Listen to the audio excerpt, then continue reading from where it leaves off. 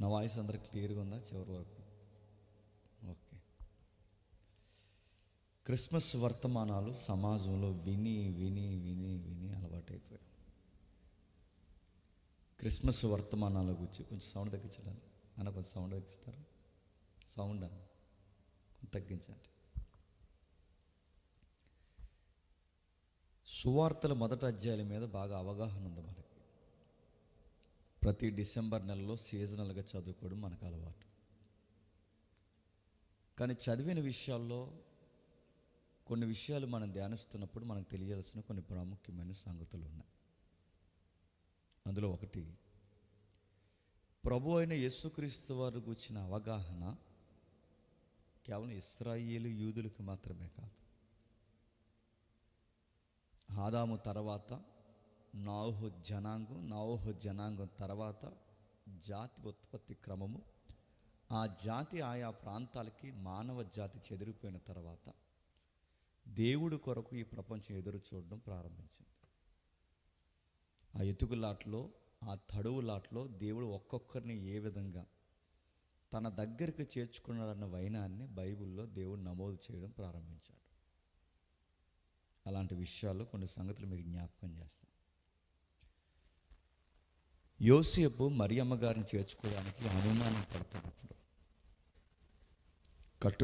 కట్టుకోబోయే భార్యని తన దగ్గరికి చేర్చుకోవడానికి అనుమానం పడుతున్నప్పుడు, నువ్వు అనుమానం పడాల్సిన అవసరం లేదు, అనుమానం వ్యక్తీకరించాల్సిన అవసరం లేదు, ఆ అమ్మాయిని విడవాల్సిన అవసరం లేదు, ఆ అమ్మాయిని నమ్మదగిన అమ్మాయి అని చెప్పి తన స్థిరపరిచి బలపరిచిన వార్తాహరుడు ఎవరో తెలుసా? దేవదూత.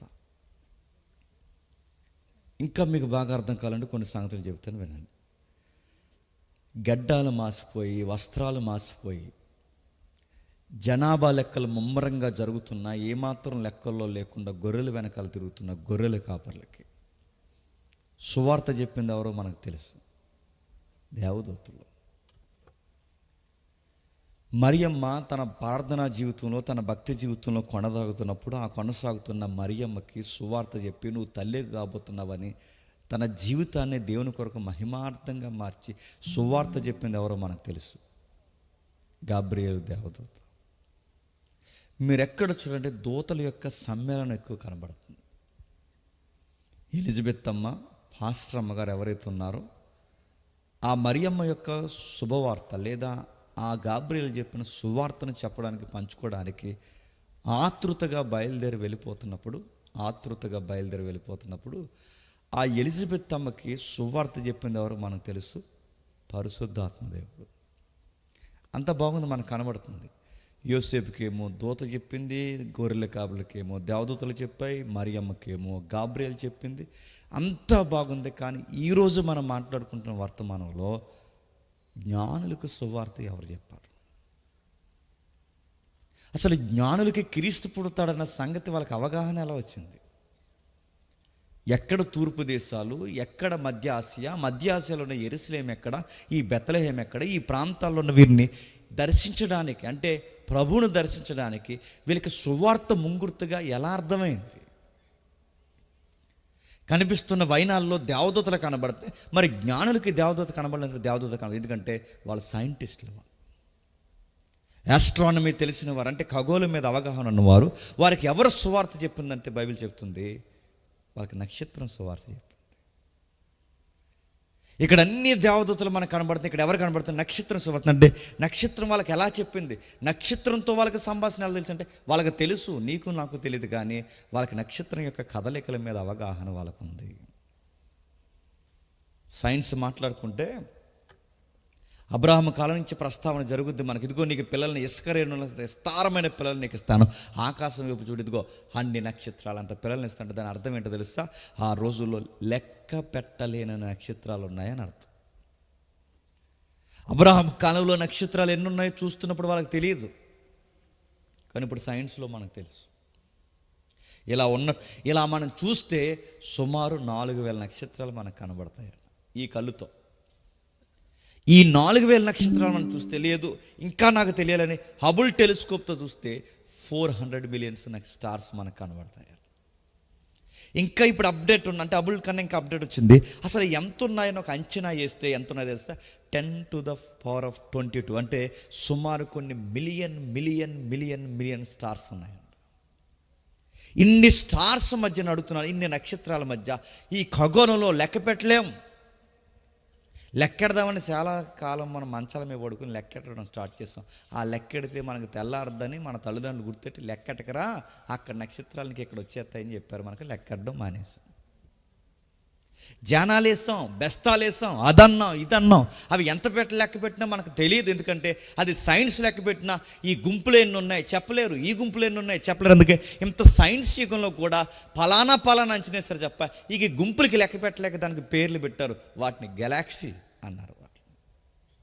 ఇన్ని కోట్ల నక్షత్రాల్లో, ఇన్ని కదులుతున్న నక్షత్రాల్లో ఒక నక్షత్రం పుట్టిందట. ఆ నక్షత్రం ఆయన నక్షత్రమే అని పసిగట్టారట. వాళ్ళకి ఎలా తెలిసింది? అందుకే జ్ఞానులు అన్నారు వాళ్ళని. వాళ్ళకి ఆస్ట్రానమీ ఎలా తెలిసింది? వాళ్ళకి అవగాహన ఉంది. అంటే వాళ్ళకి నక్షత్రాలు ఎప్పుడు పుడతాయో ఎప్పుడు అంతరించిపోతాయో నీకు నాకు తెలియదేమో, కానీ ఈ సర్వజ్ఞానంలో శాస్త్రులుగా, క్షమించండి, శాస్త్రవేత్తలుగా పేరుగొని వాళ్ళకి నక్షత్రాల మీద అవగాహన ఉంది. ఈరోజు ఇన్ని నక్షత్రాలకి పేర్లు పెట్టలేకపోయారు, చెప్పలేరు. అందుకే గుంపుల్లో పెద్ద నక్షత్రాలకే పేరు పెట్టారు. ఇదిగో ఇది ఆండ్రోమెడా, ఇది హైడ్రోసెంటారిక్, ఇది ఎక్సెట్రా అని రకరకాల పేర్లు పెట్టారు తప్ప అన్ని నక్షత్రాలకి పేర్లు పెట్టారంటే పేర్లు పెట్టలేరు. పేర్లు పెట్టి చెప్పలేరు. అసలు ఏం జరుగుతుందో ఖగోళంలో వాళ్ళు చెప్పలేరు, కానీ వాళ్ళకి అర్థమవుతుందంట. ఆ పూర్వకాలపు సైంటిస్టులకి వాళ్ళు అంటున్నారు, ఈ నక్షత్రం ఆయన కోసమే పుట్టిందంటే ఆయన పుట్టాడు, అక్కడ నక్షత్రం పుట్టిందంటే ఈ నక్షత్రానికి ఆయనకి సంబంధం ఉందని వీళ్ళకి ఎలా తెలిసింది? అప్పటికే జనాభాలో ఒక నానుడు ఉంది, అప్పటికే ప్రపంచ ప్రజల్లో ఒక నానుడు ఉంది.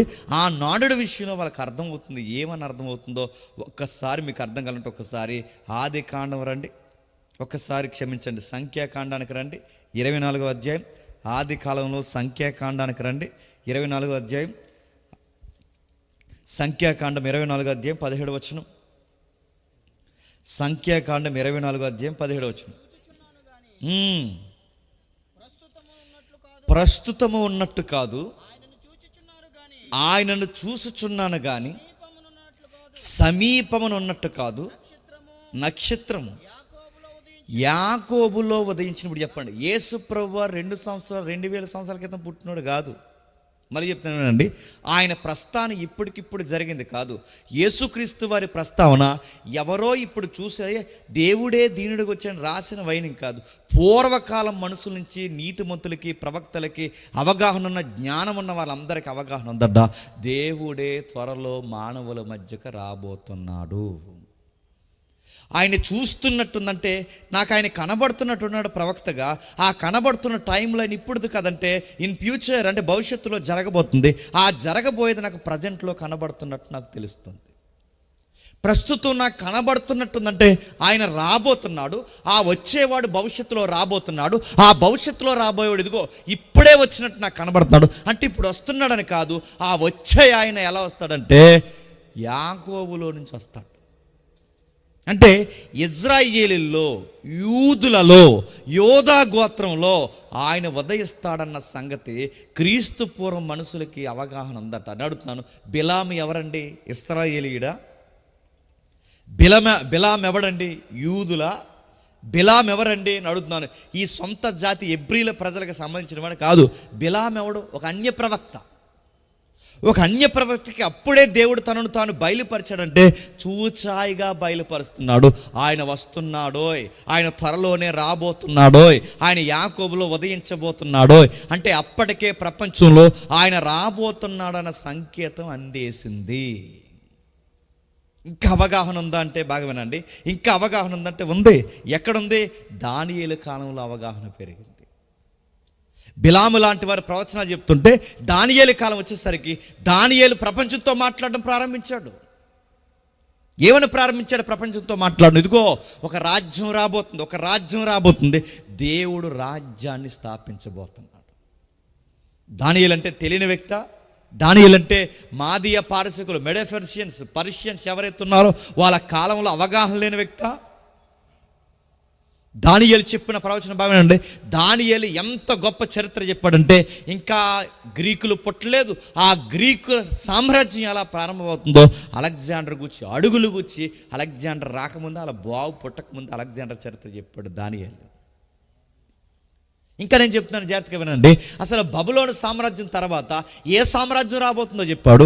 సామ్రాజ్యం తర్వాత గ్రీకులు ఎలా ఫామ్ అవబోతుందో చెప్తున్నారు. ఎవరు ఎక్కుతారో ఎవరు దిగుతారో, ఆ గ్రీకు సామ్రాజ్యం 4 ముక్కలకి ఎలా సీలిపోద్దో, ఏ ఆడదాని వల్ల మొత్తం రాజ్యం పాడవుద్దో, మొత్తం వివరం అంతా ఆ దానియేలు గ్రంథంలో వివరించేశాడు. దానియేలు చెప్పిన సంగతులు చిన్నవి కాదు. దానియేలు చెప్తున్న సంగతులకు ఆశ్చర్యపోయారు. జ్యోతిష శాస్త్రం కలిగిన వారు, శకునగాండ్లు, మాసచరి చెప్పే వాళ్ళందరూ ముక్కుని వేలేసుకుని, ఇదేదో జ్యోతిషం చెప్తున్నట్టు కాదు, ఇది భవిష్యత్ చెప్తున్న, ఇది సర్వోన్నతుడైన దేవుని మాటని ఫిదా అయిపోయారు ఆ రోజుల్లో వాళ్ళందరూ. దానియేలు చెప్తున్న మాటలకు ఆశ్చర్యపోయారు. ఆ దానియేలు చెప్తూ ఇదిగో బబులోను పరిపాలిస్తుంది, మాదీయ పారసీకులు పరిపాలిస్తారు, గ్రీకులు పరిపాలిస్తారు, రోమన్స్ పరిపాలిస్తారు. వీళ్ళ స్వభావాలు ఎలా ఉంటాయో జంతువుల స్వభావాలతో పోల్చారు. ఇదిగో పులిలాగా ఒకడు ఉంటాడు, ఇదిగో మనిషిలాగా ఒకడు ఉంటాడు, ఇనుములాగా ఒకడు ఉంటాడు, మట్టిలాగా ఒకడు ఉంటాడు. అంటే వాళ్ళ నేచర్, వాళ్ళ బలం ఎలా ఉండబోతుందో, వాళ్ళ బలహీనతలు ఎలా ఉండబోతున్నాయో, వాళ్ళ యొక్క స్వభావాలు ఎలా ఉండబోతున్నాయో, మృగ స్వభావం ఎలా ఉంటుందో, ఒక్కొక్క దాన్ని వివరిస్తూ ఈ సామ్రాజ్యాల కాలంలోనే దేవుడు ఒక రాజ్యాన్ని స్థాపించబోతున్నాడు. దేవుడే రాజరికాన్ని ప్రారంభిస్తున్నాడు. ఈ వార్త ఎప్పుడైతే గుప్పుని అందిందో, దర్యావేషు 6వ అధ్యాయంకి వచ్చేసరికి ఒక శాసనం వేయించాడు. ఆ సింహాల బోర్డు నుంచి దానియేలు బయటకు వచ్చాక ఏమన్నాడు తెలుసా? దానియేలు దేవుడే గొప్ప దేవుడు. 120 సంస్థానాలు, అంటే కూసు దేశం మొదలుకొని ఇండియా వరకు, కూసు దేశం మొదలుకొని అంటే ఆఫ్రికా ఖండం నుంచి భారతదేశం వరకు 120 సంస్థానాలు ఆ రోజు వాళ్ళు పరిపాలిస్తుంటే, ఈ 120 సంస్థానాలకి శాసనం రాసి పంపించారట. దానియేలు దేవుడి కన్నా గొప్ప దేవుడు ఇంకెవరు లేరు. ఇప్పుడు చెప్పండి, 120 సంస్థానాలకి శాసనం వేసి పంపించి దానియేలు దేవుడు గొప్ప దేవుడు అంటే, ఆ రోజుల్లో ప్రజలు ఎవరు దానియేలు అని తెలుసుకుని ఉంటారో ఉండరా చెప్పండి. దానియేలు దేవుడు గొప్ప దేవుడు అంటే ఎవరు దానియేలని కనుక్కున్నారు? ఆ దానియేలు చెప్తున్న ప్రవచనాలు ఏంటో కనుక్కున్నారు. ఆ దానియేలు చెప్పిన ప్రవచనాలు కనుక్కొని, ఆ దానియేలు చెప్పిన ప్రవచనం ఏంటి చెప్పిన, దేవుడు తన రాజ్యాన్ని ప్రారంభించబోతున్నాడు. ఇప్పుడు చెప్పండి, ఒక పక్కేమో ప్రవక్తలు చెప్తున్నారు, అన్య ప్రవక్తలు, మరో పక్కేమో దానియేలు లాంటి వారు చెప్తారు, రాజులు దాన్ని శాసనాలు వేస్తున్నారు. ఇంకా ఎవరు చెప్పారంటే మనకు తెలుసు, మీరు ఇంటికి వెళ్ళిన చదవండి. ఎస్తేరమ్మ టైంలో, ఎస్తేరు కాలంలో కూడా ఆయన యొక్క ప్రవచనాలు చాలా ఊపందుకున్నాయి. సొలొమోను కాలంలో కూడా దావీదు సింహాసనం మీద అభిషేక్తుడు కూర్చోబోతున్నాడన్న ఒక ప్రవచనం చాలా ఊపందుకుంది. ఇలాంటి అవగాహన మధ్య ప్రపంచంలో అందరికీ అర్థమైపోయినా ఇలాంటి జ్ఞానులు మనకు అర్థమైంది. జ్ఞానులకి ఏమనంటే దేవుడే త్వరలోనే చెప్పండి రాబోతున్నాడని కనిపెట్టారు. ఆ దేవుడు ఎప్పుడు రాబోతున్నాడని కనిపెట్టారు. ఆ కనిపెట్టిన ఆయన్ని ఖగోళాన్ని చూస్తున్నారు, జనాభాను చూస్తున్నారు. ఒకరోజు నక్షత్రం మెరిసింది. ఆ రోజు వాళ్ళకి అర్థమైంది ఈ నక్షత్రం ప్రత్యేకమైన నక్షత్రం. ఆ రోజు వాళ్ళకి అర్థమైంది ఈ నక్షత్రం ఎలా పుట్టింది, ఈ ఖగోళంలో ఎలా వచ్చింది నక్షత్రం అన్నప్పుడు అంటే, ఈ నక్షత్రం సాదాసీదా నక్షత్రం కాదు, ఈ నక్షత్రానికి అవగాహన ఉందని వాళ్ళు పసిగట్టారు. ఈ నక్షత్రానికి యాకోబులో ఉదయించే ఆ నక్షత్రానికి చెప్పండి సంబంధం ఉంది. ఆ యాకోబులో ఉదయిస్తున్న ఆ నక్షత్రం ఎవరు? క్రీస్తు. ఈ నక్షత్రం ఎవరు? క్రీస్తును చూపించే ఒక నక్షత్రం. అంటే ఈ నక్షత్రాన్ని ఏమని ప్రస్తావించారంటే, ఈ నక్షత్రానికి పేరు లేదు, ఆ నక్షత్రానికి ఆయనను బట్టే పేరు ఉంది. ఇప్పుడు చాలా స్టార్స్ ఉన్నాయి. మెగాస్టార్ చెప్పండి, సూపర్ స్టార్ చెప్పండి, పవర్ స్టార్ చెప్పండి, రెబల్ స్టార్ చెప్పండి, ఆ స్టార్, ఈ స్టార్, గాలి స్టార్, నార్మల్ స్టార్, ఎన్నో స్టార్లు ఉన్నాయి. అడుగుతున్నా, ఈ స్టార్ ఏ స్టార్? బైబిల్ ఏమైనా చెప్పిన, ఈ స్టార్ దాని పేరు ఇది ఆయన నక్షత్రం అన్నది. ఎవరి నక్షత్రం అంట? ఇది ఆయన నక్షత్రం. అంటే ఆ నక్షత్రానికి ఉన్న పేరేంటి? ఇది ఆయన నక్షత్రం. ఈ నక్షత్రం అడుగుతున్నాను, ఎవరికి దారి చూపింది? జ్ఞానులకు దారి చూపింది. ఈ నక్షత్రం ఎవరికి దారి చూపింది? ఆ సైంటిస్టులకు దారి చూపింది. ఈ నక్షత్రం ఎవరి కోసం వెలిగింది? ఎవరి కోసం పుట్టింది? ఈ నక్షత్రం ఎవరి కోసం ప్రయాణం చేసింది? ఆయన కోసం ప్రయాణం చేసింది. నేను ప్రశ్నిస్తున్నాను, నాకు సమాధానం చెప్పండి. చాలామంది తిరుగుతారు, ఇంకో 2-3 రోజులు పోతే ఇంక ఈదుల్లో అడావుడిగా తిరుగుతారు. నిద్రపోయిన వాళ్ళని లేపి క్రీస్తు నేడు పుట్టినంటారు. వాళ్ళకి అర్థమవుతుంది ఇవాళ ఎందుకు పుడతాడని. మళ్ళీ పక్కింటి వాళ్ళు చెప్తారు నేడు పుట్టాను అంటున్నాను. నేడు పుట్టాడా? పుడతాడా? మళ్ళీ క్రీస్తు ఈ కాలంలో పుడతాడా? ఆయన పుట్టింది నేడు కాదు, చెప్పండి, నాడు పుట్టాడు. నేను అడుగుతున్నాను, క్రీస్తు ఇప్పుడు మళ్ళీ పుట్టడు. ఇప్పుడు క్రీస్తు మళ్ళీ పుడితే నక్షత్రం మళ్ళీ పుట్టదు, నక్షత్రము మళ్ళీ పుట్టదు. చెప్పండి, క్రీస్తు మళ్ళీ పుట్టడు. ఇప్పుడు క్రీస్తు మళ్ళీ పుట్టకపోతే నక్షత్రం పుట్టాల్సిన అవసరం లేదు, నక్షత్రం పుట్టకపోతే క్రీస్తు పుట్టాడన్న ఆనవాళ్ళు లేవు. ఇప్పుడు క్రీస్తు మళ్ళీ పుట్టడు. ఎవరింటికి వెళ్ళి డోర్లు కొట్టి నేడు పుట్టాడని చెప్పకండి. ఆయన నాడు పుట్టాడు, ఆయన సమాజంలో నాడు పుట్టాడు, ఆ రోజు పుట్టాడు. ఆ పుట్టిన ఆయన్ని చూపించడానికి నక్షత్రం ప్రయాణం చేసింది. ఇప్పుడు చెప్పండి, ఆయన ఆ రోజు పుడితే మరి ఈ రోజు పుట్టడంటే పుట్టడు. ఇంకా ఇప్పుడు పుట్టడు, ఆయన పుట్టాల్సిన అవసరం లేదు. ఇప్పుడు పుట్టడు, కానీ నేడో రేపో మేఘాల మీద చెప్పండి రాబోతున్నాడు. ఇప్పుడు నా ప్రశ్న ఏంటి చెప్పిన, ఆయన పుట్టడు, ఆయన లేడు. ఇప్పుడు ఆయన పుట్టకపోతే ఆయన ఇంకా పుట్టాల్సిన ఆత్మీయంగా భౌతికవాదంతో మాట్లాడితే అనేక మంది భక్తులు ఏమన్నారంటే, ఇక మళ్ళీ ఆయన పుట్టడు. ఆయన పుట్టాల్సింది ఎక్కడంటే, చాలామంది మన ఈదులో ఇంకా ఆయన నమ్మని వారు ఉన్నారు, వాళ్ళ జీవితాల్లో ఆయన పుట్టాలి. చాలామంది జ్ఞానులు ఉన్నారు, మనకన్నా బాగా చదువుకున్న వాళ్ళ సమాజంలో ఉన్నారా లేదా? వాళ్ళ జీవితాల్లో ఆయన పుట్టాలి. రాజకీయ నాయకులకి ఇంకా క్రీస్తు అంటే అవగాహన లేకుండా ఉన్నారు, వాళ్ళ జీవితాల్లో పుట్టాలి. సైంటిస్టులకి దేవుడు అంటే అవగాహన లేకుండా ఉన్నాడు, వాళ్ళ జీవితాల్లో పుట్టాలి. ఇప్పుడు చెప్పండి, ఇంతమంది మనకన్నా మేధావులు, తెలివైన వారు, అందగాళ్ళు, ఐశ్వర్యవంతులు, డబ్బున్నవారు, పేరు మోసిన వాళ్ళు, ఇలాంటి మేధావులందరికీ ఇప్పుడు క్రీస్తు ఇదిగో ఇక్కడ పుడుతున్నాడోయ్, ఆయన పుట్టాడోయ్, ఆయన మీరు నమ్ముకుండని ఇప్పుడు వాళ్ళకి దారి చూపించేది ఎవరు చెప్పండి? మళ్ళీ నక్షత్రం వస్తుందా? ఎవరో ఒక ఆయన గుర్తుపెట్టుకోండి, ఎవరో ఒక ఆయన ప్రసంగం చెప్పాడు, ఎవరు ఏటని అడగండి, అర్థం అవుతుంది. ఆ నక్షత్రాన్ని గురించి మాట్లాడుతూ ఒక ఆయన విచిత్రమైన ఎగ్జాంపుల్ చెప్పాడు. చెట్లన్నీ బాగా ఎగసించాయంట, ఒక చెట్టు మాత్రం బాగా ఎగసించకుండా అలా ఉండిపోయిందంట. చాలా బాధపడిపోతుందంట చెట్టు బాధపడిపోతుంది. మరి చెట్టు ఇలాగ చెప్పింది, వీళ్ళకి ఏం చెట్టు అంటే అది క్రిస్మస్ చెట్టు అంట. బాధపడిపోయి అందరూ అన్ని చెట్లు పువ్వులు కాస్తున్నాయి, అన్ని చెట్లు కాయలు కాస్తున్నాయి, నా జీవితం ఏంటి ఇలా గొడ్డ అయిపోయింది, ఏంటి ప్రభువా అని బాధపడినప్పుడు ఆ చెట్టుని అన్నాయంట నక్షత్రాన్ని, బాధపడకు, మేమందరం వచ్చి నీ కొమ్మల మీద వాళ్తామని చెప్పాయంట. నేను మాట్లాడుతున్నాను, చెప్పండి, ఒక నక్షత్రం ఎంత ఉంటుందో చెప్పిన, 13 లక్షల సూర్యులు కలిపితే ఒక నక్షత్రం. ఇంకా ఒక భూమి బాగానండి, ఒక సూర్యుడు 13 లక్షల రెట్లు సూర్యుని కలిపితే ఒక నక్షత్రం అవుద్ది. ఒక సూర్యుడు ఎంత చెప్పిన 15 లక్షల రెట్లు భూములు, అంటే 15 లక్షల రెట్లు భూములు కలిపితే ఒక సూర్యుడు అవుతాడు. అరే సూర్యుడే ఇన్ని లక్షల రెట్లు భూమి కన్నా గొప్పదైతే, నక్షత్రం కన్నా సూర్యుడి కన్నా నక్షత్రాలు ఎంత గొప్పవైతే, ఈ నక్షత్రాలు ఎక్కడికి వచ్చాయంట? నేను అడుగుతున్నాను, ఒక నక్షత్రం వస్తేనే భూమి ఉండదు, ఒక నక్షత్రం దగ్గరికి వస్తే భూమి ఉండదు. అలాంటివి నక్షత్రాలు వచ్చి కొమ్మల మీద వాలి, నువ్వు బాధపడక ఈ రోజు నుంచి నీ పేరు క్రిస్మస్ చెట్టు అన్నాయంట. మరి ఇలా వాక్యాలు తెలియవా? చదువుకోరా? మనం ఎక్కడికైనా బైబిల్ ట్రైనింగ్కి వెళ్ళారా? కనీసం ఏమైనా వ్యాఖ్యానాలు చదువుతారా? మరి తగునమ్మని ఎలా తయారైపోతారంటే నాకు అర్థం కాదు. ఆ చెప్పే వాళ్ళు ఉన్నారు, ఆ చెబుతుంటే చాలామంది వింటున్నారు. అడుగుతున్నాను, ఇన్ని వందల వేల మంది ఎలా అంటున్నారంటే వినే వాళ్ళకి తిరమలేదు. నేను అడుగుతున్నాను, ఆ లాజిక్ ఉంది అసలు. ఈ సైన్స్ యుగంలో అట్లా మాట్లాడితే నవ్వరు, ఊరేగించట్లేదు. అందుకే నేను అడుగుతున్నాను, నక్షత్రం మళ్ళీ పుట్టదు.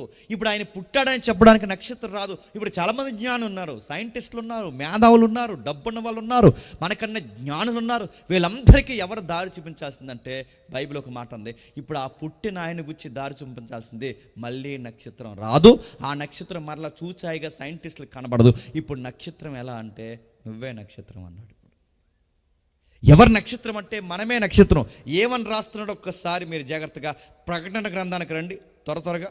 ప్రకటన గ్రంథము 2వ అధ్యాయం, ప్రకటన గ్రంథము 2వ అధ్యాయం మొదటి వచనం. ప్రకటన గ్రంథము 2వ అధ్యాయం మొదటి వచనం. ఎఫెసీలో ఉన్న సంఘపు దూతకు ఇలాగు రాయము, 7 నక్షత్రములు తన కుడి చేత పట్టుకొని 7 దీపస్తంభాల మధ్య సంచరించువాడు చెప్పు సంగతులు ఏవనకి. ఇప్పుడు ప్రశ్న అడుగుతాను, చెప్పండి. 7 నక్షత్రాల చేత పట్టుకొని నిలబడిన ఒక ఆయన ఉన్నాడట. ఇప్పుడు ఆయన కుడి చేతిలో ఉన్న ఆ 7 నక్షత్రాలు ఎవరు? నా మాట మీకు అర్థమవుతుంది లేదు? ఆయన కుడి చేతిలో ఉన్న 7 నక్షత్రాలు ఎవరు? అక్కడ కనబడుతుంది, ఎవరు చెప్పున? ఆ కుడి చేతిలో ఉన్న నక్షత్రాలు ఆ సంఘాలని నడిపిస్తున్న నాయకులు. ఆ సంఘాన్ని నడిపిస్తున్న నాయకులు, విశ్వాసులు, సంఘాలు. ఇప్పుడు చెప్పండి, నక్షత్రాలు ఎవరంటే ఇప్పుడు బైబిల్ చెప్తుంది నక్షత్రాలు అంటే ఎవరో కాదు, నక్షత్రం అంటే మీరే, సంగమా మీరే. ఇప్పుడు ఆయన కుడి చేతిలో నక్షత్రాలు అంటే ఇప్పుడు మనమే స్టార్స్. ఇప్పుడు ఆయనకి దారి అంటే సమాజంలో ఉన్న మేధావులకి, సమాజంలో ఉన్న అనేక మంది అవగాహన లేని వారికి, సమాజంలో ఉన్న మనకన్నా తెలివైన వారికి ఇప్పుడు ఆయన పుట్టాడని దారి చూపించాల్సిన నక్షత్రం ఎవరో తెలుసా? నువ్వు నేను.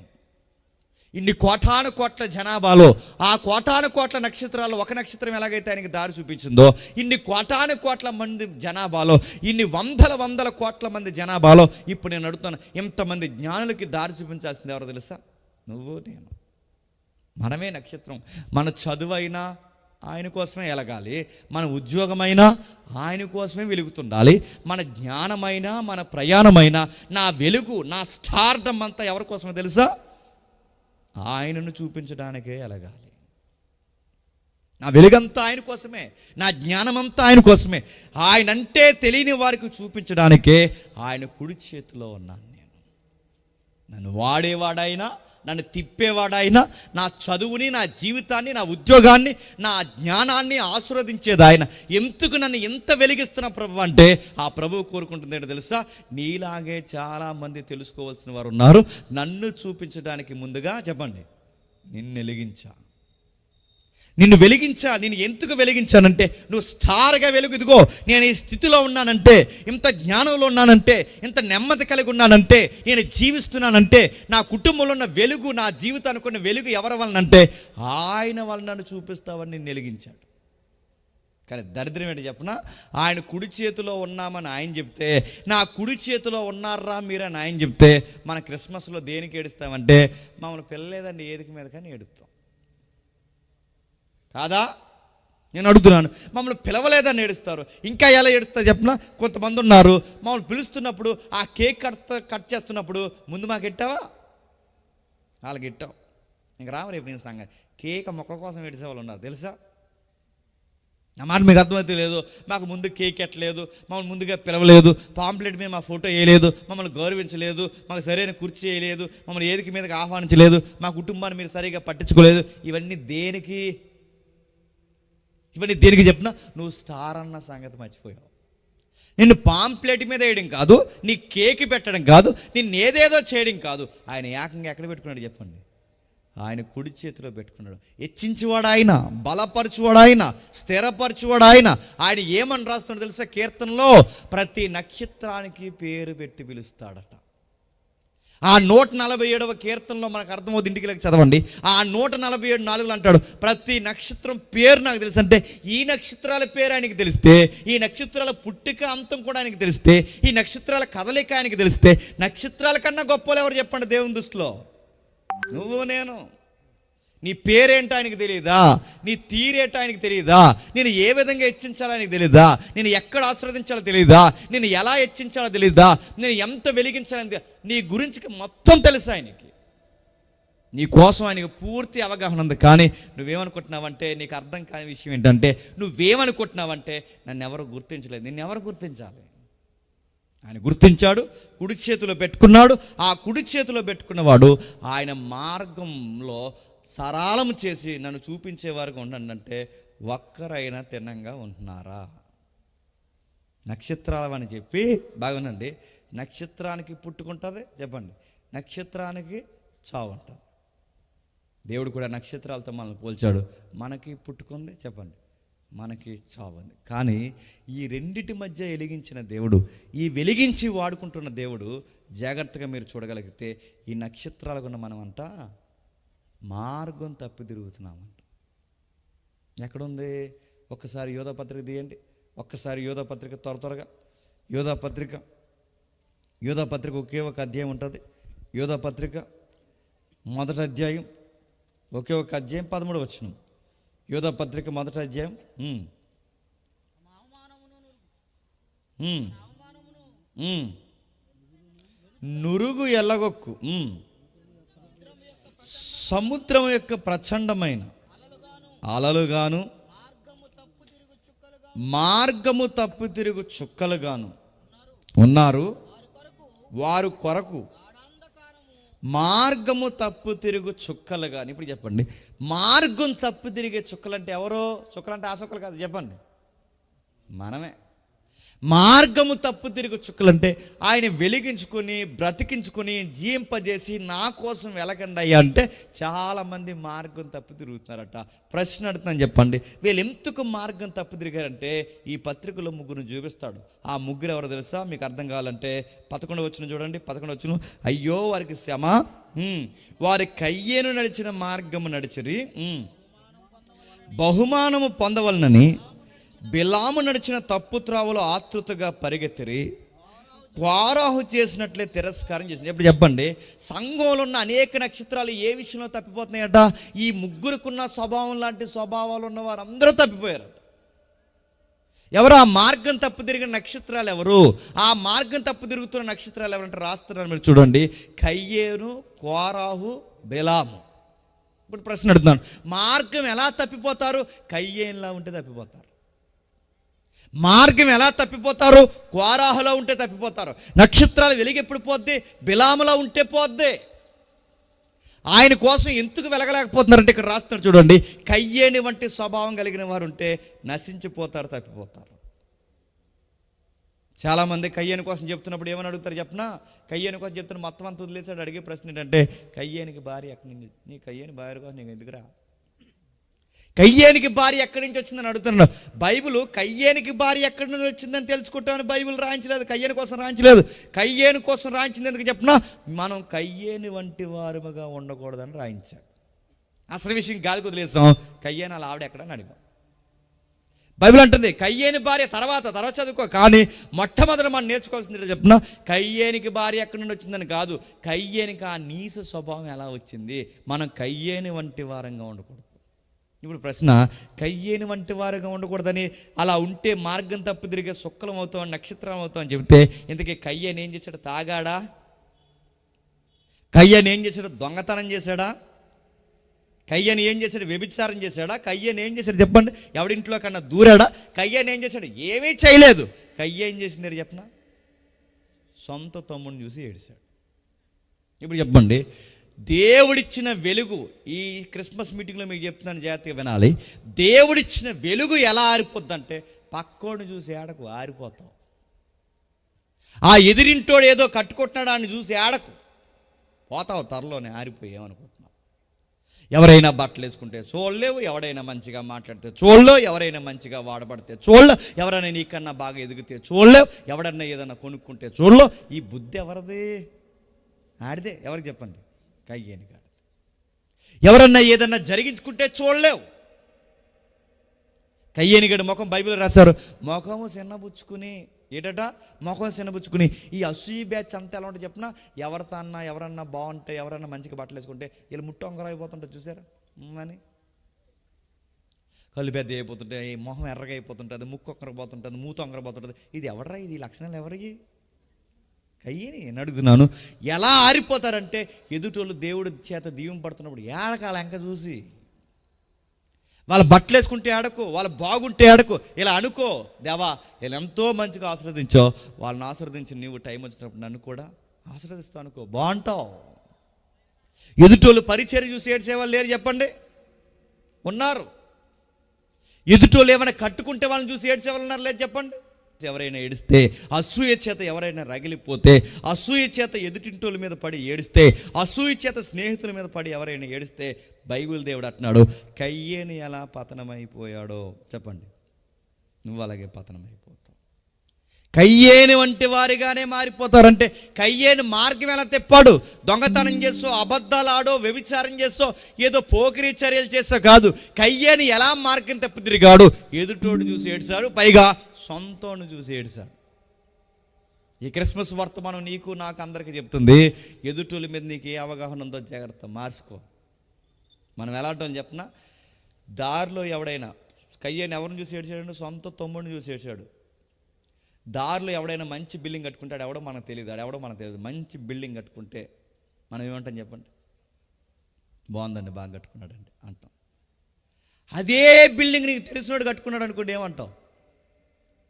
నీ సొంతోడు కట్టుకున్నాడంటే ఏమంటావు? తెగొచ్చేస్తున్నాయి డబ్బులు, మరి ఎక్కడి నుంచి వచ్చేస్తున్నాయి అంటావు. ఏం వ్యాపారం చేస్తున్నాడు? దొంగ వ్యాపారం అంటావు. పైపచ్చి మళ్ళీ ఆడు పెట్టిన భోజనాలు వెళ్ళిపోతావు. ఆడు ఓపెనింగ్ నువ్వే ముందుంటావు, కానీ ఆడి మీద కామెంట్ చేస్తావు. ఈ స్వభావం ఏమని చెప్పండి? కయ్యేనట ఎవరిని చూసేసాడు? ఎవరినో చూసి ఆడలేదట, సొంతోడిని చూసి ఏడ్చాడట. సొంతోడిని చూసి ఏడుస్తారు. జాగ్రత్త, నీకు దారిలో బిల్డింగులు నడుస్తున్నాయి. ఎవడైనా దారిలో మంచి కారు వెళ్తే అరే భలే ఉందిరా కారు అంటారు, కానీ అదే కారులో నీ సహోదరుడు తిరిగితే నువ్వు చూడగలుగుతున్నావా? అదే బిల్డింగ్లో నీ సహోదరులు బిల్డింగ్లో ఉంటే నువ్వు చూడగలుగుతున్నావు. అంటే ఎవరో బాగుంటే నువ్వేమనుకోవట్లేదు, కానీ నీ సొంతోలు బాగుపడితే నువ్వు ఎందుకు చూడలేకపోతున్నావు? సొంత తమ్ముడు ఏదైనా కట్టుకుంటే అన్నయ్య చూడలేడు, అన్నయ్య బాగుపడితే తమ్ముడు చూడలేడు, పక్కన ఉన్న ఆడబడుసు బాగుంటే ఈవిడు చూడలేదు, ఈవిడు బాగుంటే వాళ్ళు చూడలేదు, నడుతున్నారు ఎదిరింటోళ్ళు చుట్టాలు ఒకే ఇంటి పేరులు ఒకరికొకరు బాగుపడితే చూడలేరు. చివరికి వాళ్ళు చేసే పనులు చెడగొట్టి ఇలా ఉంటారు. ఈ చెడగొట్టడమే కాదు, ఆ రోజు కయ్యేను భౌతికంగా చంపేశాడు. ఈరోజు ఇలాంటి దరిద్రమైన అసూయ మాటలు మాట్లాడి ఇలా మాటలు పలానోళ్ళు మీకోసం ఇలా అంటున్నారు, మీ సొంతోలే ఇలా అంటున్నారు అన్నప్పుడు ఈ రోజున్న మనుషుల్ని మానసికంగా కయ్యేను వంటి వారు చంపేస్తున్నారు. చంపేయట్లేదా? ఎంత బెదిరింపు మాటలు, ఎంత అసూయ మాటలు, ఇలాగంటున్నారు అలా అంటున్నారని ఈ మాటలన్నీ వినబడితే నేను అడుగుతున్నాను, అసూయ చేత రగిలిపోయిన వారు హేబేల్ని ఎలాగైతే చంపేశాడో కయ్యేను, ఈరోజు మీ మాటల చేత ఎంతమంది చచ్చిపోతున్నారో జాగ్రత్త. మార్గం తప్పు తిరిగితే వాడు దేశదిమ్మరైపోయాడు, మార్గం తప్పు తిరిగితే దేశదిమ్మరైపోయాడు. ఏమైనా బాగుపడ్డా? చరిత్రలో నాశనకరమైన సాక్ష్యంగా నిలబడిపోయాడు.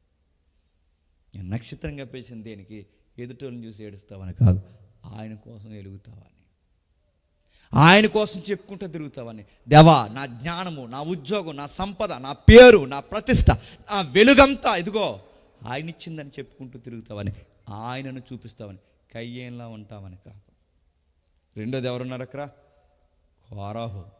నేను త్వర చెప్పి ముగిస్తాను, జాగ్రత్తగా వినండి. కోరాహు ఏం చేశాడండి? కోరాహు ఏమైనా దొంగతనం చేశాడా? కోరాహు ఎవడి మీద అబద్ధాలు ఆడా? కోరాహు ఏం చేశాడు చెప్పిన? సేవకుడి మీద చెడ్డ మాటలు మాట్లాడి సేవకుడికి వ్యతిరేకంగా తిరిగాడు. సేవకుడి మీద తిరిగాడు. కోరాహు ఎలా నశించిపోయాడు, మార్గం ఎలా తప్పిపోయాడు, మోసే మీద తిరగబడ్డాడు. చాలామంది సులకనగా సేవల కోసం మాట్లాడతారు. నిజాయితీగా సేవ చేస్తున్న వాళ్ళ కోసం మీరు మాట్లాడితే దేవుడు అన్నాడు, రేయ్ మీరు సరాసరి నాకు అనుగుడ్లో ఏలాడుతున్నారా మీరు అన్నాడు. దేవుడు కనుగుడ్లు ఎవడన్నా ఏలెట్టేలాగేలాగంటే ఆడి తర్వాత ఆడి ఏలేమవుద్దండి, ఆడి బతుకేమవుద్దండి. అంటే దేవుని కనుగుడ్లో ఏలెట్టడం అంటే చెప్తున్నా, ఈ సేవకుల కోసం నిజాయితీగా సేవ చేస్తున్నా సేవకుల కోసం ఏదన్నా గాలి మాట మాట్లాడావో చంపి పడేస్తాడేమనుకుంటున్నావు. నిజాయితీ సేవ చేస్తున్న వాళ్ళ కోసం అంటున్నాను. నీతికి పడి, డబ్బు లేకపోయినా నీతికి పడి, సువార్తకి పడి, జీవితాల్ని త్యాగం చేసి సత్యమే ఊపిరిగా బతుకుతున్న వాళ్ళ కోసం నువ్వు చెడ్డ మాటలు మాట్లాడావో ఊరుకుంటాడా? కోరాహు ఏం చేశాడు చెప్పండి? మోసే మీద తిరగబడ్డా. ఎలా తిరగబడ్డా? 40 రోజులు కనబడకుండా పైకి వెళ్ళొచ్చేసరికి వీడు ఒక టీం ఫామ్ చేసేసాడట. 250 మందిని పోగేసుకుని, మాకు ఫాలోవర్స్ ఉన్నారు, మాకు పలానా ఇదిగో మోసే అనేటి పెద్ద నాయకుడు, ఆయన అనేటి పెద్ద సంఘం, ఆయన కూడా సంఘం నడిపిస్తారు, మేము కూడా నాయకులమే, మేము కూడా బలిపీఠాలు కడతామని చెప్పి మోసే మీద జెండా ఎగరేస్తే మోసే ఫైర్ అయ్యాడు లేదా కానీ ఎవరు ఫైర్ అయ్యాడు చెప్పండి? దేవుడు ఒక మాటను, మోసే నువ్వు పక్క జరుగు, ఈడెవడు నిన్ను అనడానికి, నీ సేవకు పేరెట్టడానికి ఈడెవడో, నీ మీ నిందలు వేయడానికి ఈడెవడో అని అడుగుతున్నాను. మోసేని సొంత కుటుంబం ఎవరో అహరోను మిరియాములు కూడా అన్నారు, గుర్తుపెట్టుకోండి.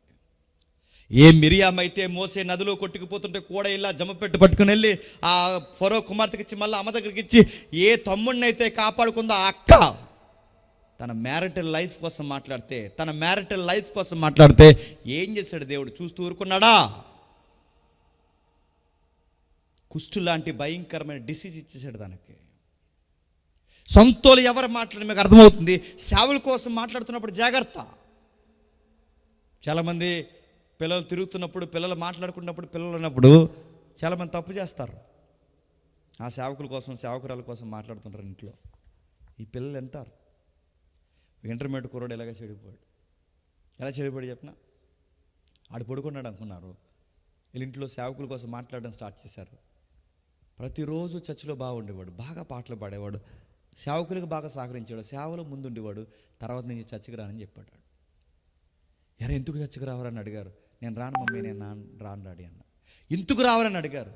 ఎందుకంటే మొన్న రాత్రి మీరు ఆయన కోసం మాట్లాడుకున్న మాటలు నేను విన్నాను. ఇప్పుడు ఆ మాటలు నా చెవిలో తిరుగుతున్నాయి. ఈ చెవిలో తిరుగుతున్నప్పుడు అక్కడ ఆయన నిలబడి మాట్లాడుతుంటే ఇప్పుడు నాకు ఆయన వాక్యం వినాలనిపించట్లేదు. అందుకే ఇక నాకు దేవుడు చచ్చి ఏమొద్దు, నన్ను వదిలేయండి అని చెప్పి మొత్తానికి తిరిగిపోతే అయిపోయాడు. నేను అడుగుతున్నాను జాగ్రత్త, మీ మాటలు ఎవరి ఆత్మీయతను చెడగొడుతున్నాయో, మీ మాటలు ఎవరిని డిస్టర్బ్ చేస్తున్నాయో. కోరహు ఎంతమందిని డిస్టర్బ్ చేశాడు తెలుసా? 250 మందిని. వాడే పోయాడు, ఆ పోతూ 250 మందిని ఈడ్చుకుపోయాడు. కోరహు ఎలా తప్పిపోయాడంటే సేవకుడి మీదకి, నాయకుడి మీదకి తిరగబడి తప్పిపోయాడు. కయ్యేని ఎలా తప్పిపోయాడంటే అసూయపడి తప్పిపోయాడు. కోరహు సేవకుడి మీద తిరగబడి తప్పిపోయాడు. ఏవే పెద్దమ్మ సంఘం మానేసేవే పెద్దమ్మ, సంఘానికి వెళ్తున్నా అడిగితే పెద్దమ్మ అందంట, ఇంక రాను రేపు నుంచి అందంట. అది ఎందుకు రావని అడిగితే అత్తమాల ఏళ్ళు నా ఏపికే ఎత్తుతున్నాడు పాస్టర్ గారు, అందుకే మానేశాను అన్నాడు. ఈవిడికి ఏలు ఎత్తకూడదు, ఈవిడికి ఏలు ఎత్తకూడదు, ఇప్పుడు పేరు ఎత్తకూడదు, ఏమనంటే మానేది. సేవకుడు ఏమనంటే మానేస్తున్నారు, గద్దిస్తే మానేస్తున్నారు. ఇటీవల కాలంలో బాధాకరమైన విషయం ఏంటి తెలుసా? సేవకులు ఏదన్నా గద్దిస్తే ఎక్కలేని మనోభావాలు వచ్చింది. మరి ఈ మనోభావాలు ఎక్కడి నుంచి వచ్చినాయి? ఈ మధ్య మనోభావాలు వచ్చేసినాయి అంట. మా మనోభావాలు దెబ్బతున్నాయి, ఆయన క్షమాపణ చెప్పే వరకు మేము ఊరుకోమంటాం. మీరు ఎవరి మీద కాలు దూతున్నారు తెలుసా? మీరు ఎవరి మీద తిరగబడుతున్నారు తెలుసా? అడుగుతున్నారు, మీరు ఎవరి మీద తిరగబడుతున్నారు తెలుసా? సరాసరి దేవుడి మీద కాలు దూతున్నారన్న సంగతి మీరు మర్చిపోకండి. వెళ్ళిపోతామండి, మానేస్తామండి, మేము పలానా చర్చికి వెళ్ళిపోతామండి అంటే ఈ మానేసి వెళ్ళిపోయే వాళ్ళని సేవకుల మీద తిరగబడడం వాళ్ళని అందరినీ అంటున్నాను. నీకు ఇక్కడ తిరం లేనప్పుడు అక్కడ పోతే తిరం వస్తుందా? అక్కడి నుంచి మళ్ళీ ఇంకో సంఘానికి వెళ్తావు, పిల్లి 7 ఇల్లు తిరిగినట్టు 7 సంఘాలు తిరుగుతావు. ఈ 7 సంఘాలు తిరిగిన తిరమ నీకు ఇక్కడ తిరమ లేకపోతే ఇంక ఎక్కడికి పోయి నీకు తిరమ వస్తుందా? భక్తిగా ఉండేవాళ్ళు ఎక్కడున్నా భక్తిగా ఉంటారు. అందుకని చెప్తున్నాను, కోరాహం చూసి మనం నేర్చుకోవాల్సింది చెప్తున్నా, కోరాహ వంటి వారిగా చెప్పండి. మనం ఉంటే ఏమవుతాం? మార్గం తప్పి తిరిగని చెప్పండి, చుక్కలం అవుతాం, ఆరిపోయిన నక్షత్రాలం అవుతాం. కయ్యేని ఒకలా ఆరిపోయాడు, కోరాహు ఒకలా ఆరిపోయాడు. ఇక బిలాము ఎలా ఆరిపోయాడు చెప్పండి? సేవను అమ్మేశాడు. బిలాం ఎలా ఆరిపోయాడు చెప్పండి? దేవుని ప్రవచనాన్ని అమ్మేశాడు. బిలాం ఎలా ఆరిపోయాడు చెప్పండి? దేవుని నామాన్ని, దేవుడు తనకిచ్చిన వరాన్ని అమ్మేశాడు. బిలాం ఎలా ఆరిపోయాడు చెప్పండి? సహోదరులతో కన్నా ఎవరైతే పనికి మాలలో ఉన్నారో ఆ పనికి మాలతో చేతులు కలిపాడు, ఆరిపోయాడు. దేవుడిచ్చిన వరాన్ని నిర్లక్ష్యం చేశాడు, దేవుడిచ్చిన కార్యాన్ని నిర్లక్ష్యం చేశాడు, దేవుని యొక్క అంతర్గత విషయాల్ని బయట పెట్టే ప్రయత్నం చేశాడు. చివరికి ఏమయ్యాడు? తనను తాను పాడు చేసుకుని నశించిపోయాడు. జాగ్రత్తగా వినండి, కయ్యేనేమో అసూయ చేత ఆరిపోయాడు, కోరాహు ఏమో చెప్పండి నాయకుడి మీద తిరిగి ఆరిపోయాడు. ఇప్పుడు చెప్పండి, బిలామేమో డబ్బుకి కక్కుర్తుపడి ఆరిపోయాడు.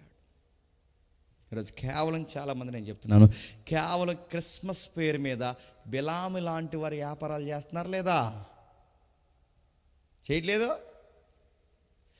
ఎవరో ఉన్నారు కొంతమంది, వాళ్ళ సంఘంలో నెలంతా క్రిస్మస్లేనంట. నెలంతా ఎందుకు పెడుతున్నారంటే మరి ఏమో, మరి దేవుడికే తెలియాలి. నెలంతా క్రిస్మస్ అట. అందుకు చూడండి, చాలామంది క్రిస్మస్ పేరు చెప్పి క్యాలెండర్లు అమ్మేస్తారు, చాలామంది క్రిస్మస్ పేరు చెప్పి గ్రీటింగ్లు అమ్మేస్తారు, చాలామంది క్రిస్మస్ పేరు చెప్పి క్రిస్మస్ టీ షర్ట్లు అమ్మేస్తారు, చాలామంది క్రిస్మస్ పేరు చెప్పి క్రిస్మస్ రెబ్బన్లు అమ్మేస్తారు. అది వైట్ రిబ్బన్, రెడ్. క్రిస్మస్ పేరు చెప్పి క్రిస్మస్ తాత క్యాప్లు అమ్మేస్తున్నారు, క్రిస్మస్ తాతయ్య డ్రెస్సులు అమ్మేస్తున్నారు. అందుకే క్రిస్మస్ పేరుతో వ్యాపారం చేసేవాళ్ళట. నడుతున్నాను, వీళ్ళు ఎవరని బైబిల్ అడిగితే వీళ్ళు ఈ తరానికి బిలాములు. దేవుడి పేరు చెప్పుకుని వ్యాపారం చేస్తున్న బిలాములు అడుగుతున్నాను. దేవుడి పేరు చెప్పి ఆయనకే పుట్టినరోజు చేసి ఆయన పేరు మీద వ్యాపారం చేస్తున్న వాళ్ళు లేరు. బయట షాపులలో కూడా అర్థమైపోయింది, ఏమని నెల బాగా వ్యాపారం జరుగుద్ది. అందుకే బాధాకరమైన విషయం, నవ్వాలి ఏడాలి తెలియని విషయం ఏంటి చెప్పిన, క్రిస్మస్కే చాలా సినిమాలు రిలీజ్ అవుతున్నాయంట. ఏటో మరి నన్ను అడగండి డీటెయిల్గా, క్రిస్మస్కే సినిమా రిలీజ్ అవ్వడం ఏంటో. ఇప్పుడు ఏ సంక్రాంతికి రిలీజ్ అయిందంటే అనుకో చాలా కాలకి సరిపోయిందని, మన క్రిస్మస్కి రిలీజ్ అవ్వడం ఏంటి అంటే మన బ్యాచ్ కేక్ కట్ చేసి కొంతమంది చెప్పండి నేనేమనాలి. చాలామంది షాపుల్లో బోర్డులు పెడతారు, ఏమనంటే ఇదిగో సంక్రాంతి శుభాకాంక్షలు, నూతన శుభాకాంక్షలు. మొదలెట్టాడు వ్యాపారం ఏమని చెప్పిన, క్రిస్మస్, నూతన సంక్రాంతి శుభాకాంక్షలు రండి కొనుక్కుని. అంటే సంక్రాంతులు ఎలా హడావుడిగా తిరుగుతారో, నూతన సంవత్సరాలు ఎలా హడావుడి తిరుగుతారో, మన క్రిస్మస్ బ్యాచ్ కూడా చెప్పండి అలా హడావుడిగా తిరుగుతుందంట. నేను అడుగుతున్నాను, ఎలా ఆరిపోతారు? ఆయన నక్షత్రంగా మనం నియమించిన దేనికి? ఆయన కోసం వెలుగుతామని, ఆయనను చూపిస్తామని. ఇప్పుడు కొత్త బట్టలు వేసుకున్నా, పాత బట్టలు వేసుకున్నా, ఏం చేసినా, పిండి వంటలు వండుకున్నా మనం ఎవరిని దీవించాలి చెప్పండి? కయ్యేను అసూయపడి తప్పిపోయాడు, కోరాహు నాయకుడి మీద తిరిగి తప్పిపోయాడు, బిలాము దేవునితో వ్యాపారం చేసి తప్పిపోయాడు. జాగ్రత్త, ఎవరైనా సేవకులు నాయకులు ఎవరైనా ఉంటే దేవుని సేవలో జాగ్రత్త. దేవుడి పేరు మీద ఏదైనా లబ్ధిని పొందుతుంటే అన్యాయంగా జాగ్రత్త. నీ కష్టం కన్నా రాయితీ ఏదైనా తీసుకుంటే జాగ్రత్త. ఆయన పేరు చెప్పుకుని బతుకుతుంటే జాగ్రత్త. బిలాముని ఎలాగైతే నశింపజేశాడో, కోరాహుని ఎలాగైతే నశింపజేశాడో, కయ్యేని ఎలాగైతే దేశనిమరణం చేశాడో, జాగ్రత్త జాగ్రత్త. నేను ముగిస్తున్నాను. ఎలా ఎలగాలి ప్రభు అంటే, నీకు నువ్వే వండేసుకుని క్రిస్మస్కి నీకు నువ్వే తినేకు. ఏడాదిలో బిర్యానీకి పలావుకి తేడా తెలియని పేద ప్రజలు చాలామంది బయట ఉన్నారు. ఈ నెల వాళ్ళ దగ్గరికి వెళ్ళు, వాళ్ళతో మాట్లాడు. వాళ్ళకి వండుకున్న నీ బంగారంలా వండుకున్న వంటను పట్టుకెళ్ళెట్టు. బయట వాళ్ళు చెప్పాలి, అయ్యా బిర్యానీకి పలావుకి తేడా తెలియని మా బతుకులకి సరైన అన్నం మాకు ఏడాదంతా దొరుకుతుందో లేదో మాకు తెలియదు, కానీ పాచన్నం పరవనంలా తింటున్న మాకు సరైన అన్నం దొరుకుతుంది లేదు, కానీ ఈ నెలలో మాత్రం మాకు మంచి ఆహారం దొరుకుతుందని బయట వాళ్ళు చెప్పుకోవాలి. ఎందుకు చెప్పినా, ఈ నెలలో రాజు పుట్టాడని చెప్పుకోవాలి. ఆ రాజు పిల్లలు నక్షత్రాల్లా మా దగ్గరకు వస్తారు, మాకు దుప్పట్లు ఇస్తారు, మాకు భోజనాలు పెడతారు, మాకు కొత్త బట్టలు ఇస్తారు, మమ్మల్ని వాదారుస్తారు, మమ్మల్ని లేవనెత్తుతారు. వీళ్ళ ప్రేమను చూస్తుంటే మాకు ఎవరు కనబడుతుందంటే, యేసుప్రభు కూడా ఆ రోజు ఎలాగో ఉండేవాడేమని వీళ్ళ వెలుగుని చూసి మాకు అర్థమవుతుందని నీ స్టార్డమ్ వాళ్ళ దగ్గర చూపించాలి. కానీ మనం ఏం చేస్తాం చెప్పండి? మనమే వండుకొని మనమే తిని మిగిలింది మళ్ళీ రేపు పొద్దున్న టిఫిన్గా తినేయమంట. నీకు నువ్వే బట్టలు వేసుకుని తిరిగేకు, బాగున్నాయా అది ఇది చిన్నంచా పెద్దంచా అని తిరిగేకు, ఈ షర్ట్ ఎక్కడదా ఆ ప్యాంట్ ఎక్కడదని తిరిగేకు. నీకు నువ్వే వేసుకుని తిరిగాక బట్టలు మాసిపోయిన వస్త్రాలతో ఉన్నారు. ఈ నెలలో వాళ్ళకి ఇదిగో దేవుడు నాకు ఇచ్చాడు, నాకు దేవుడు చాలా వస్త్రాలు ఇచ్చాడు, ఇదిగో ఈ బట్టలు తీసుకొని గతించిన సంవత్సరం బట్టలైన వాళ్ళకి ఆనందంగా ఉంటారు. నీ వెలుగాలకు ప్రకాశం ఇచ్చాయి. ఇప్పుడు మెతుకులు లేక ఏడుస్తున్న వాళ్ళు ఉన్నారు, బట్టలు లేక ఏడుస్తున్న వాళ్ళు ఉన్నారు, కనీసం క్రిస్మస్ అంటే అవగాహన లేక ఏడుస్తున్న వాళ్ళు ఉన్నారు. వాళ్ళ దగ్గరికి వెళ్ళి ప్రేమను చూపించు. వాళ్ళు అడుగుతారు, ఏవయ్యా నాకు ఎందుకు ఇవన్నీ చేస్తున్నారు? ప్రతి నెల ప్రతి సంవత్సరం నెలలో మా దగ్గరికి వస్తారు, ఎందుకు ఈ నెలలోనే మా దగ్గరికి ఎందుకు వస్తున్నారు? ఇప్పుడే మాకు ఎందుకు చేస్తున్నారంటే, ఈ దేవుడి ద్వారా మీరు చెప్పండి, మేము దేవుడి చేత మేము వెలుగాం, ఆ దేవుడు మమ్మల్ని ఆశీర్వదించాడు ఆర్థికంగా ఆత్మీయంగా అనే విధాలుగా. ఆశీర్వాదం మీకు కూడా ఇస్తున్నాం, మీరు కూడా ఆయన దగ్గరికి రండి అని చెప్పండి. చెబుతున్నారా? క్రిస్మస్ అంటే ఏంటి చెప్పిన? లైట్లు వేయడం, లైట్లు ఆపేయడం, పొగేటేయడం ఏ దిక్కుల మీద, అదే క్రిస్మస్. ఇప్పుడు క్రిస్మస్ అంటే ఏంటి చెప్పిన? లైట్లు వేసి లైట్లు ఆపేస్తారు, ఇది ఇలాంటి సౌండ్లు పెట్టి డీజే దడ దడ కొట్టేస్తారు. ఆ కొడేస్తాడు ఆవిడకు గుండె ఆగిపోయింది మొన్న. డ్యాన్స్లు వేసేస్తారు, సంబరాలు అంబరాలను తిరుగుతారు. నడుతున్నారు. ఇది క్రిస్మస్ అనుకుంటున్నారు. బయట వాళ్ళకి పండగ ఎలాగ ఉందో మనకు అలా పండుగ ఉంది అనుకుంటున్నారు. కాదు కాదు, క్రిస్మస్ చెప్పిన పేద ప్రజల దగ్గరికి వెళ్ళాలి, వాళ్ళతో మాట్లాడాలి. జ్ఞానులు ఉన్నారు, వాళ్ళ దగ్గరికి వెళ్ళాలి, ఆయనను చూపించాలి. మేధావులు ఉన్నారు చాలామంది, వాళ్ళ దగ్గర ఎరగాలి. మరి ఎలా ఉండే మీరు ఎలా మారిపోయారంటే, ఆయన మమ్మల్ని వెలిగించాడని చెప్పాలి. ఇప్పుడు చెప్పండి, ఆ రోజు తూర్పు దేశపు జ్ఞానులకి ఆ నక్షత్రం దారి చూపించింది. ఈరోజు చెప్పండి, మనం చూపించాలి. నేను నక్షత్రంగా ఎలా వెలుగుతానంటే, బైబిల్లో ఒక మాట ఉంది, జీవవాక్యాన్ని చేతబట్టుకున్న ప్రతి ఒక్కరు ఈ లోకంలో చెప్పండి జ్యోతుల వలె ఉన్నారట. ఇప్పుడు నేను ఎప్పుడు వెలుగుతానంటే, వాక్యం విను, వాక్యం చదువు, వాక్యంతో గడుపు, వాక్యంలో బలపడు. ఆ వాక్యాన్ని పట్టుకుని సొసైటీలో నువ్వు జీవిస్తే నువ్వు ఎలా ఉంటావు తెలుసా? వెలుగుతున్న నక్షత్రంలా మారిపోతావట, దైవికమైన బిడ్డగా మారిపోతావట. నిన్ను బట్టి ఆశీర్వదకరంగా. అరే నీలాగా మేము కూడా ఉండాలనుకుంటున్నారంటే వాళ్ళు అంటారట, మాలాగా నువ్వు కూడా ఉండాలనుకుంటే రా, మేము నమ్మిన దేవుడిని చెప్పండి, నువ్వు కూడా నమ్మది కానీ రా. ఇప్పుడు చెప్పండి, ఆ రోజు రాజుకైనా జ్ఞానులకైనా త్రోవ చూపింది ఎవరు చెప్పండి? నక్షత్రం మాత్రమే. ఈరోజు నువ్వు చూపించేస్తుంది. మళ్ళీ వాళ్ళ డోర్లు కొట్టి నేడు పుట్టాడని చెప్పకు. ఆయన పుట్టడు. ఇంకా ఆయన పుట్టాల్సింది ఎవరైనా ఉన్నాడంటే, మీ ఇంట్లో ఇంకా చాలామంది మారిన వారు ఉన్నారు, వాళ్ళ జీవితంలో పుట్టాలి. మీ ఈదులో ఇంకా మారిన వారు ఉన్నారు, వాళ్ళ జీవితంలో పుట్టాలి. ఇక్కడే చాలామంది మారిన వారు ఉన్నారు, వాళ్ళ జీవితాల్లో పుట్టాలి. వాళ్ళ పుట్టేలాగా, వాళ్ళ జీవితాల్లో ప్రభు పుట్టేలాగా ఆ పుట్టుక వార్తను చెప్పాల్సిన వార్తాహరులు ఎవరు చెప్పినా నువ్వే. మరియమ్మకి గాబ్రియేల్ దేవదూత చెప్పింది, యోసేపుకి దూత చెప్పింది, గొర్రెల కాపలకి దూతలు చెప్పాయి, పరిశుద్ధాత్ముడు ఎలిజబెత్కి చెప్పింది. ఇప్పుడు నీ ఇరుగు పొరుగు వారికి ఎవరు చెప్పాలి చెప్పండి?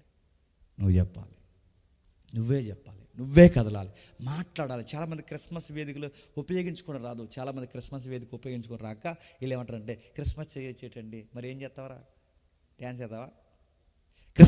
ఇప్పుడు క్రిస్మస్ చేయొచ్చా చేయకూడదని డిఫెన్స్ కాదు. క్రిస్మస్ టైంలో అన్యులు కూడా వాక్యాన్ని వింటారా వినరా? వేదిక ఉపయోగించుకో. ఆఫీసర్ వస్తారు, కూర్చోబెట్టు. ఇక రేపొద్దున మీ కోనసీమలో అమలాపురం దగ్గరికి వెళ్తున్నాను, రేపొద్దున ఆ జిల్లా ఎస్పీలు అందరూ రాబోతున్నారు, ఆ ఏరియాలో ఉన్న అడిషనల్ ఎస్పీ అందరూ వచ్చి కూర్చుంటున్నారు. మిగిలిన టైంలో ఒక ఎస్పీకి వాకింగ్ చెప్తే వింటాడా? డిపార్ట్మెంట్ వచ్చి కూర్చుని వినమంటే వింటారా? చాలామంది ఇప్పుడు డాక్టర్ దగ్గరికి వెళ్తాం, డాక్టర్ అందరూ కూర్చొని వాకింగ్ వినమంటే వింటారా? కానీ ఇప్పుడు వినకపోయినా డిసెంబర్ నెలలో క్రిస్మస్ పేరు మీద వాక్యం అంటారు. అందరూ మారకపోవచ్చు, కానీ ఏదో ఒక ఆఫీసర్కి ఆ వాక్యం టచ్ అయితే ఇది మానేసి మనం ఏమంటున్నామంటే, క్రిస్మస్ చేసి వాళ్ళని క్రిస్మస్ చేయట్రా అంటున్నా. మరి నువ్వేం చేస్తున్నావు? ఇప్పుడు అదే చేయవు, ఏమీ చేయవు, ఇదిగా అన్నట్టు ఏమీ చేయవు. ఏదో ఒకటి చేయి నడుతున్నాను. ఏదో ఒకటి చావు వేదికనైనా ఉపయోగించుకో, పండగ వేదికనైనా ఉపయోగించుకో, ఏదో ఒకటి ఉపయోగించుకో. నీ వెలుగుని వాళ్ళకు చూపించు. అన్ని చాలామంది ఉన్నారు మేధావులు, వాళ్ళకి ప్రకటించి ఎలా ప్రకటిస్తుందో ఈ క్రిస్మస్ పేరు చెప్పి వాళ్ళు ఏంట్రా క్రిస్మస్ అంటే అని అడుగుతారు. ఆయన ఎందుకు పుట్టాడు చెప్పు. ఆయన చేంజ్ చేస్తాడు చెప్పండి, ఆయన చేంజ్ చేస్తాడు చెప్పండి. ఇల్లు లేని వారికి ఇల్లు, వాకిలి లేని వాకిలి చెప్పండి, బంగారం లేని బంగారం ఇవ్వడానికి కాదు. ఆయన వచ్చింది దేనికి చెప్పిన, పాపంలో కొట్టుమిట్టాడుతున్న వారికి విడుదల ఇవ్వడానికి వచ్చారా. ఎరా పాప నేను తీగిపోతే మనం బతకం ఏంటంటే బతకమని చెప్పు వాడికి. సిన్నుకుండే ఎఫెక్ట్ ఎలా ఉంటుందో చెప్పు వాడికి. అరే పాపం యొక్క తీవ్రత ఎలా ఉంటుందో చెప్పు. పాపం వల్లనే మరణం వచ్చిందిరా, మరణం వల్లే రోగాలు వచ్చాయరా, రోగాల వల్లే జీవితాలు నశించిపోతున్నాయరా, ఆయన రాకపోతే మానవ జీవితానికి జీవం లేదురా, అందుకే ఆయన పుట్టాల్సి వచ్చిందిరా. నువ్వు సిన్నుతున్నా మనందరం పాపాలుతున్నావురా. ఈ పాపాలుతున్న మనకి ఆ గిల్టీ ఫీలింగ్ తీసి మన పాపం తీసి మళ్ళీ మనం బతికం చేయడానికి జీవాన్ని ఇవ్వడానికి దేవుడే దీనుడిగా రావాల్సి వచ్చిందిరా అని చెప్పు. వీళ్ళ దగ్గర నిలబడినప్పుడు వాళ్ళ దగ్గరికి వెళ్ళి మత్తయి సువార్త ఏముందంటే వాళ్ళకి మత్తయి సువార్త అనేది వెళ్ళాలి, గుర్తుపెట్టుకో. వాళ్ళకి ఎగ్జాంపుల్ చెప్పు, వాళ్ళకి అర్థమయ్యే రీతిలో చెప్పు, వాళ్ళకి మాట్లాడే విధంగా చెప్పు. ఇదిగో మానవ జీవితంలో దేవుడు అన్నాడు, మానవ జీవితంలో ఒక ఖాళీ వెళుతుంది, ఆ హృదయంలో ఎలుతులు ఏముందో చెప్పిన ఘోరమైన వ్యాధి ఉంది. ఆ వ్యాధి ఉంది కనుక మనుషులు రకరకాలు పరిపాలిస్తున్నారు, పాలిస్తున్నారు, రకరకాల మనుషులు పతనం అవుతున్నారు. దాన్ని తీయాలి అంటే దానికి వైద్యుడు కావాలరా. ఆ వైద్యుడే నజరేయుడైన యేసు అని చెప్పు. మనుషులకు అర్థమవుద్ది. మరి ఆయన నమ్ముకుంటే మారతారంటే వ్యభిచారులు మారారా, దొంగలు మారారా, అబద్ధికులు మారారా. అక్కడి వరకు ఎందుకురా, నేను కూడా మారానురా. ఈ క్రిస్మస్ వేదికను బట్టి చెప్తున్నాను చెప్పు. నువ్వేం చెప్పవు. ఏం చెప్పనా, మీరు మా పండగ రండి, మేము కేక్ ఎడతాం చెప్పండి, మీ పండగ మేము వస్తాం, మా భోజనం ఎట్టన్నారు తినండి. ఇలాగే వాళ్ళ పండగ మీరు వెళ్ళి మీ పండగ కాలం వచ్చి ఇది సెక్యులర్గా చేసుకునే ఫెస్టివల్ కాదు, గుర్తుపెట్టుకోండి. వాళ్ళ పండగలు వేరు, కానీ మనం చేస్తున్న పరమార్థం చెప్పండి వేరు. మన దేవుడు పుట్టాడోయ్, మన దేవుడు బలపరిచాడోయ్, మన దేవుడు వెలిగించాడోయ్. వెలిగించిన వెలుగును ఆరిపోకుండా అసూయ చేత నాయకుల మీద తిరగబడే స్వభావం లేక, సేవ నమ్ముకుంటే గుణాలు లేకుండా, వాళ్ళ ముగ్గురు స్వభావాలు మార్గం తప్పుతిరిగే చుక్కల్లా కాకుండా ఎదుటోళ్ళకి పెడుతూ, ఎదుటోళ్ళు బాగుంటే సంతోషిస్తూ, మన దగ్గర ఉన్న తీసి పంచుతూ, ఎప్పుడైతే నక్షత్రాల్లాగా వీళ్ళకి ఎంత మంచి ప్రేమ అనురాగాలు ఎలా ఉన్నాయని ఎప్పుడైతే వెలుగుతావో అప్పుడు దేవుడు నేను దీవెనకరంగా మార్చి, ఇదిగో ఈ బిడ్డ నా కోసం వెలుగుతున్న నక్షత్రం అని ఆయన కుడి చేతిలో పెట్టుకుని ఏం చేస్తారు చెప్పండి, ఇంకా అంచెలంచెగా ఆయన ఎదిగింపజేస్తాడు. ప్రతి ప్రాంతంలో ఆయన కుడి చేతిలో పెట్టుకుని నిన్ను ఆశీర్వాదకరంగా మారుతాడు. అందుకే ఇప్పుడు నువ్వు నక్షత్రం. మన నక్షత్రం అన్న సంగతి మర్చిపోయాం. అందుకే ఏం చేశారట, ఏమన్నారు చెప్పనా, మన ఏరియాలో గొడవలు ఎక్కువ. ఏమన్నారంటే వాళ్ళకన్నా పెద్దది కట్టేయాలరా మనం అన్నారు. ఏంటది? వాళ్ళకన్నా పెద్దగా ఆ సంఘం కన్నా మనం పెద్దది కట్టాలి, వాళ్ళకన్నా గట్టి చేయాలరా మనం, గట్టిగా చేయాలి, వాళ్ళకన్నా పెద్దది కట్టాలంటే అందులో దూరం కూర్చోండి నేను ఎలా అంతాను. నేను అడుగుతున్నాను, వాళ్ళకన్నా పెద్దది కట్టేయడం ఏంటి? వెలగాల్సింది అడుగుతున్నాను. బైబిల్ రచయితలన్న మాట అంటున్నాను. వెలగాల్సింది నక్షత్రాలు కాదు, వెలగాల్సింది అవి కాదు, కాగితాల స్టార్లు కాదు. చెప్పండి నువ్వు వెలుగు. చాలామంది మరి డిఫెన్స్ ఏంటి చెప్పిన, మనం స్టార్స్ కట్టుకోవచ్చు ఏంటంటే కట్టుకోవచ్చు. ఎలా చెప్పినా నేను ఎలిగిన తర్వాత నేను పైన నక్షత్రం కట్టిదిగో నేను ఎలిగానని నా ఊరు నా వీధి అంతా చూసేలాగా నేను క్రీస్తు కోసం వెలుగుతున్నప్పుడు గట్టు, అది వెలిగింది, ఇడి కింద ఆరిపోయాడు. నువ్వు వెలిగి పైన కట్టు, అప్పుడు బాగుంటుంది. నువ్వు వెలుగు, నీ కొత్త బట్టలు వేసుకున్న దానికి నీ కొత్త జీవితాన్ని చూపించినప్పుడు అర్థం ఉంటుంది. ఇల్లంతా దులిపేశాం కానీ మళ్ళీ మాత్రం దులుపుకోం. ఇల్లంతా తడగొట్లు వేసేసాం, మనకు మాత్రం దరిద్రం వదిలించుకోం. కానీ గుర్తుపెట్టుకోండి, క్రిస్మస్ అంటే తడగొట్లు వేసుకోవడం, ఇల్లంతా దులుపుకోవడం, స్టార్లు కట్టుకోవడం, ఇవి చెయ్యండి, మంచిదే. కానీ అన్నిటికన్నా గొప్పగా ముందు నువ్వు శుద్ధీకరణ తెచ్చుకో, ప్రభువులో కడుక్కో, ఆయన చేస్తున్న ప్రతి కార్యంలోకి వెలుగులోకి రా. అసూయ, దుర్గుణాలు ఏవైతే పక్కన పడే, ప్రభువా నీ కోసం నేను ఎలుగుతానని ఈ క్రిస్మస్లో మాట ఇవ్వు. నెక్స్ట్ ఇయర్ కల్లా నిన్ను బట్టి చాలామందిని ఆశీర్వాదకరంగా మార్చేస్తాను. నేను ముగిస్తున్నాను. ఈ సంఘంలో ఎవరైతే ఉన్నారో నాయకులు కానీ, ఈ అన్నకి సపోర్ట్ చేస్తున్న ఎవరైతే ఉన్నారో అందరూ వెలిగే నక్షత్రాలుగా మారాలి. ఎవరైతే ఇక్కడ కూర్చున్నారో వీరందరూ వెలిగే నక్షత్రాలుగా మారాలి. సమాజంలో జ్ఞానులు, మేధావులు ఎవరైతే ఉన్నారో వాళ్ళందరికీ మీరే దారి చూపించాలి. వాళ్ళ బయట వాళ్ళు పండగ అనుకుంటున్నారు. క్రిస్మస్ అంటే ఇది పండగ కాదు, మా ప్రభువు పుట్టిన రోజు, మా ప్రభు అనేకులకు దీవెనకరంగా ఉండడానికి పుట్టిన రోజు, నీ కోసం నా కోసం పుట్టిన చెప్పాల్సిన నక్షత్రాలుగా మీరు ఉన్నారు. కానీ ఈ అసూలి చేత వీటి చేత రగిలిపోతే చెప్పాల్సిన మనం ఏమవుతాం చెప్పండి? మార్గం తప్పుదిరుగు చెప్పండి, చుక్రం అవుతుంది. అందుకే ఆ రోజు అన్ని నక్షత్రాల్లో, కోటాను నక్షత్రాల్లో ఆ నక్షత్రం దిక్చూసి అయిపోయింది. ఈ కోట్ల మందిలో నీ ఈదికి, నీ ఊరికి, నీ జిల్లాకి, నీ ప్రాంతానికి, నీ ఉద్యోగంలో ఉన్న తోటి వారికి అందరికీ నువ్వే నక్షత్రం అవ్వాలి. అట్టి ధన్యత నీకు మనందరికీ దేవుడు అనుగ్రహించునుగాక. ప్రార్థన చేద్దాం. ప్రేమగల తండ్రి, కృపగల దేవ, ఎందరికీ ఈ సంగతులు అర్థమయ్యే నాకు తెలియదు తండ్రి. మా ప్రతికూలమైన పరిస్థితుల్లో తండ్రి మాకు ఓపికను, ధైర్యాన్ని ఇచ్చి తండ్రి మాతో మాట్లాడుతున్నందుకు మీకు స్తుతులు దేవ. కేవలం సంఘం అంటే వచ్చి వెళ్ళిపోయేది కాదు తండ్రి. ఆ రోజు తండ్రి దిక్చూసిగా తండ్రి ఒక పదార్థం నిలబడింది తండ్రి. ఈరోజు అసూయుల చేత, పగల చేత, నీచమైన మాటల చేత సేవకుల మీద విశ్వాసాలు తిరగబడుతూ, విశ్వాసులను తండ్రి డబ్బు చేత బిలాములాగా సంఘాలను అమ్మేస్తున్నవారు తండ్రి, వారి వెలుగును పోగొట్టుకుంటున్నారు. ఆ విధంగా మేము ఉండక తండ్రి దీవెనకరమైన వ్యక్తులుగా మమ్మల్ని మార్చండి తండ్రి. ఈ సేవను చేస్తున్న మీ కుమారుడిని దీవించండి. తను నిర్మిస్తున్న దేవాలయం విషయంలో తండ్రి, చర్చి విషయంలో మీ కృపను అనుగ్రహించండి. అలాగే తండ్రి అధ్యక్షుల వారిని, ఏదిక మీద ఉన్న సేవకుల్ని మరింతగా తండ్రి ఆశీర్వదించండి. మా మీద చెడ్డ మాటలు మాట్లాడి మమ్మల్ని నిందించి బాధించేవారు ఎవరైనా ఉంటే వారిని క్షమిస్తారని కోరుతున్నాం. మేము తిరిగి వెళ్తున్నాం, క్షేమంగా నడిపించండి. రేపటి దినాన మాకున్న తండ్రి విలువైన పనుల్లో మీ తోడు నీడ మాకు అనుగ్రహించండి. రేపటి దినాన మరొక ప్రాంతంలో విస్తరించి మాట్లాడుకోవడానికి మాతో ఉంటారని కోరుతూ, మా శత్రువులను, మా మిత్రులను, వచ్చిన మీ బిడ్డలందరినీ మీ చేతులకు అప్పగిస్తూ క్రీస్తున్నామని ప్రార్థన సమర్పిస్తున్నాం తండ్రి. ఆమేన్.